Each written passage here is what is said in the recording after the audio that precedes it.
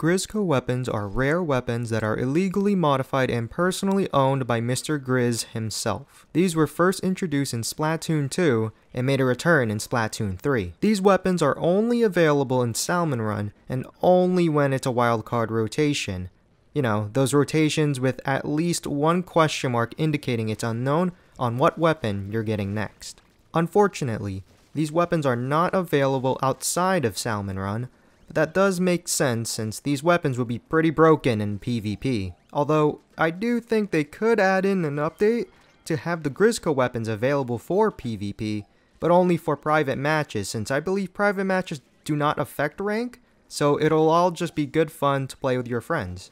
Anyways, the Grizzco weapons tend to have much more powerful stats compared to any other weapons of its kind. You might be asking, what makes these weapons more powerful than the regular weapons? And the answer to that would be things like a faster charging time, higher damage, a faster firing rate, lower ink consumption, and a longer range.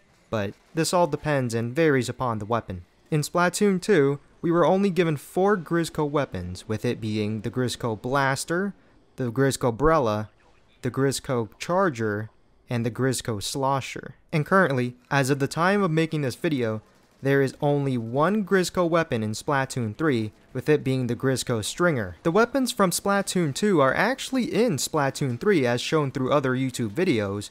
However, it's currently unavailable in a regular rotation, and will most likely come in a future rotation. With Salmon Run being available every day in Splatoon 3, maybe we'll get a Grizzco weapon from each weapon type, but only time will tell since they'll most likely roll the Grizzco weapons slowly throughout the rotations. You're able to get these weapons multiple times throughout a Salmon Run game, as I have gotten these twice in a game. However, more information is needed if you're able to get these weapons 3 times or even 4 times in a game, since you are able to get it during a Kohozuna round. Multiple people can receive these weapons at the same time during a match, although more information on this is also needed if it's confirmed that everyone can have a Grizzco weapon at once. And that's about it for Grizzco weapons so far.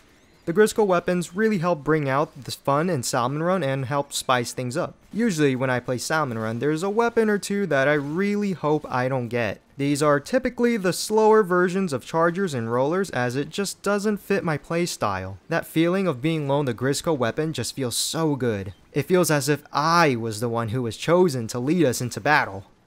Unless someone has it too. The Grizzco weapons were introduced in Splatoon 2, and although we are most likely getting new and returning Grizzco weapons, and I very much would love that, I do wonder if they'll be implementing any new features like a Grizzco sub that you can randomly receive sometimes, but it will only stay for 1 round, or a Grizzco special you'd randomly get for 1 round only, or maybe just an entirely new feature. Let me know what you all think. If you found this useful, feel free to subscribe, as I am going to be doing more Splatoon fact videos to help you become a better player.